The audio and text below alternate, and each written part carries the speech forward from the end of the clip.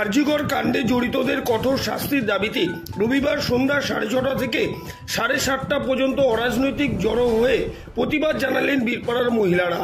প্রসঙ্গত ওই ঘটনার পর 14ই আগস্ট রাতে গভীর রাত পর্যন্ত এলাকায় মহিলাদের নেতৃত্বে বিরাট মিছিল বের করা হয়।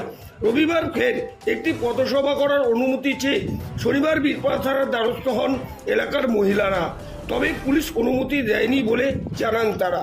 পুলিশ অনুমতি না দেওয়ায় রবিবার পথসভা না করলেও পুরনো বাসস্ট্যান্ড চত্বরে জড়ো হয়ে ঘটনার প্রতিবাদ জানান এবং আরজিকর হাসপাতালে চিকিৎসককে ধর্ষণ করে হত্যা করার ঘটনায় জড়িতদের কঠোর শাস্তির দাবিতে স্লোগান দেন তারা। প্রতিবাদীদের মধ্যে কি বললেন সুস্মিতা পাল কুন্ডু শুনে নেওয়া যাক।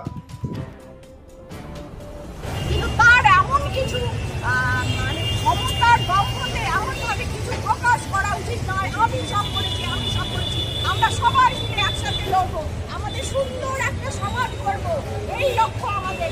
এই লক্ষ্যের মধ্যে আমরা বীরপাড়ার মহিলারা সবাই একত্রিত হয়েছি লড়াই করার জন্য। আমরা এই অবস্থা বিক্ষোভটা আমরা গত 14 তারিখ রাত্রেবেলা হঠাৎ করে সব জায়গায় শুনতে পাচ্ছি। আমরা ভেতরে ভেতরে সবাই উত্তেজিত হয়ে পড়েছিলাম, একটা ডাক পাওয়ার অপেক্ষায় ছিলাম।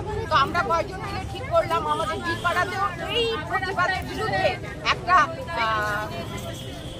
এই প্রতিকারের জন্য, এই নৃশংসভাবে ধর্ষণ এবং খুন এর প্রতিকারের জন্য সবাই মিলে একটা মিলিত প্রতিবাদ করা উচিত।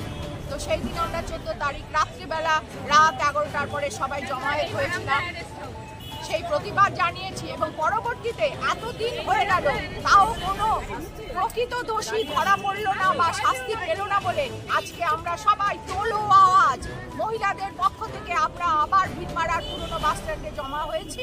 এই তোলো আওয়াজ, এই আমাদের আওয়াজ চলতেই থাকবে যতক্ষণ না সমস্ত সমাজের সমস্ত অবিচার অনাচারের বিরুদ্ধে আমরা বীরপাড়ার মহিলারা সবাই একসাথে একযোগে লড়বো এবং আওয়াজ তুলব।